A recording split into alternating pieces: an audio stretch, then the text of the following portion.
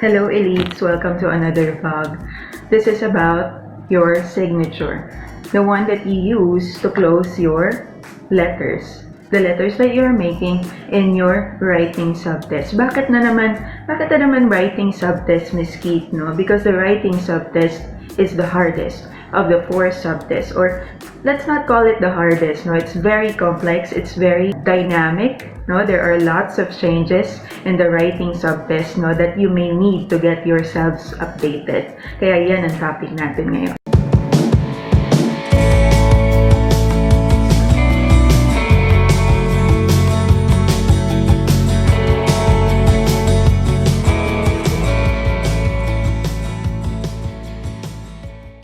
So what about the writing subtest? Sabi natin dito, no, nakita nyo naman sa title, no, that's why you have clicked it. What is the difference of yours sincerely, yours faithfully, and respectfully yours? No, yan ang nasa title natin. Okay, let's talk about it. Okay, when we say signature, that is where you will put your name. Diba, kunyari, no, natapos na kayo sa letter na ginagawa ninyo, no, of course, you will say, if you have further questions, please do not hesitate to contact me, and then yours sincerely, and then your name, and then your title, no. Bago nyo ilagay yung pangalan ninyo and your title, or maybe the title, no, of course, you will put yours sincerely, yours faithfully, no, or what have you. Diba? Dati sabi ni OET kung ano lang daw ang gusto ninyo.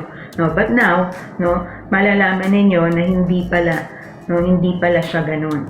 Okay? Ano bang preferred ni OET, Miss Keith, no? Okay, ang preferred lang ni OET, no, let me reveal this to you first. Ang preferred lang ni OET would be the yours sincerely and the yours faithfully. So, how do I know what to use? Number 1, yours sincerely, no? The yours sincerely, no, the S in the yours sincerely would stand as a mnemonic for you. S means surname. Ang taong susulatan mo, no, o kaya ang reader, no, may pangalan.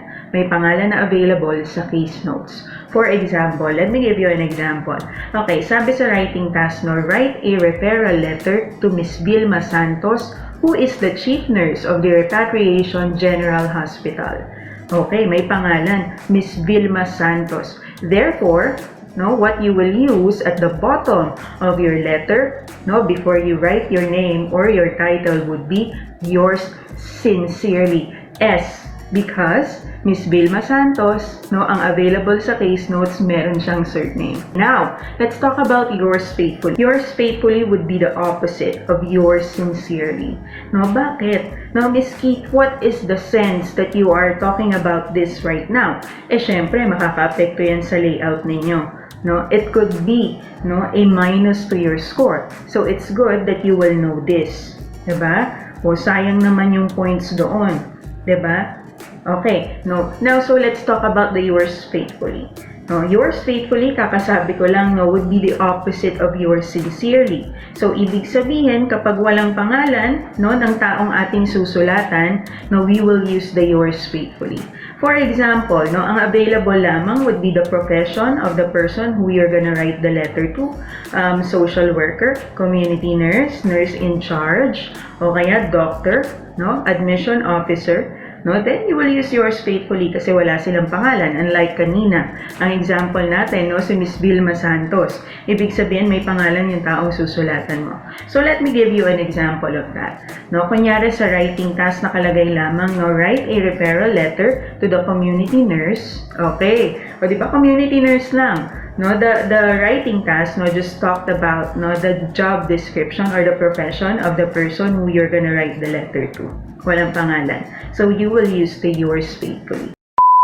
Okay, now, no, may nagtatanong sa akin, Miss Keith, no, hindi na ba pwede yung respectfully yours? Hindi na ba pwede yung sincerely yours? Hindi na ba pwede yung best regards, kind regards? Because that's what I'm used to. Oo, that is what you're used to. Diba? Lahat naman tayo marunong gumawa ng letter. Diba? Tayong mga Pinoy, lalong-lalo na, no? We're good at making letters, love letters, no? Lahat tayo nakapagsulat ng love letters, no? Sa mga special someone natin. Ang tanong, yun ba ang gustong makita ng mga assessor? Because in here, you need to remember that we have our assessors. We have OET, no? Na nagsiset ng standards, yan ang hinahabol natin. Diba? Kasi kung sasabihin lang ni OET, o gumawa kayo ng letter, walang standards, no? Definitely, the Pinoy nurses, no, would really get good scores. But no, they have their standards, no? Kailangan nating malaman yung standards, kailangan ninyong malaman, no, kung ano man yung gusto nila or yung preferred nila. Now, no, okay, let's talk about the others. No? Alright, respectfully yours, best regards, no? Ano pa ba, no? Kind regards, yung mga ginagamit ninyo noon. Kasi sabi natin, no, nung version 1 and even the version 2 of the writing, sabi ni OET, go ahead, use whatever you want as long as it's being used. No, usually on formal letters, go ahead. But now, no, sabi nila yung mga yon, sila respectfully yours, best regards, no, and the others, no, the others, aside from the yours sincerely and yours faithfully na pinag-usapan natin kanina, no, they regard it, OET regard them, no, as, no, casual signatures already. So, hindi na sila pwede. No, kailangan ninyong tandaan yan.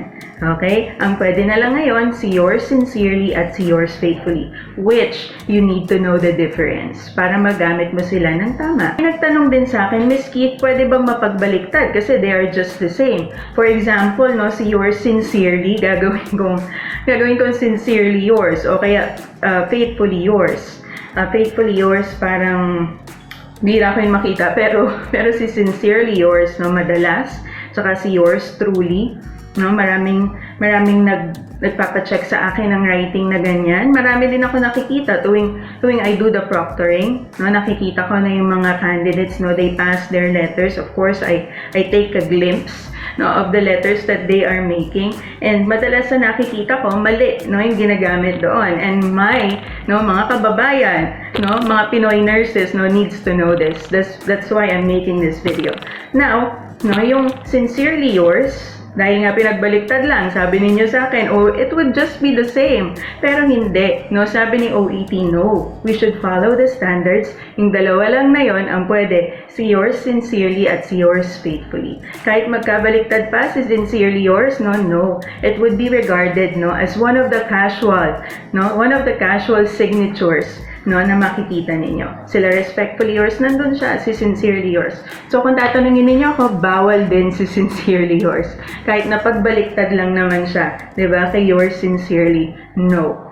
Okay? No, that's a no-no. And that ends our short video. Sana kahit maiksi lamang ang mga vlogs ko, no, you were able to learn, no, a lot, and you were able, no, to really, no, know more about your upcoming OET examination. I hope I was able to help, no, yung mga kapwa ko nurses na nagpe-prepare for OET at yung mga magte-take na ng examinations nila, no, na meron pang mga konting pahabol, no, na hindi pa nila alam ng mga information, no. This is very useful for you. You can also share this video para makatulong rin kayo sa mga kapwa nating nurses, no? For example, you have a friend, no, na magte-take din ng examination na baka hindi pa alam ito, no? Baka hindi pa siya informed, no, about the updates.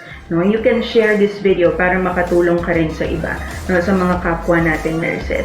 So, don't forget to subscribe, hit the like button, and hit the bell button, no, para updated ka sa mga videos namin. Mag-upload pa kami ng marami, huwag kang mag-alala, no? So, keep watching. Cheers! Bye!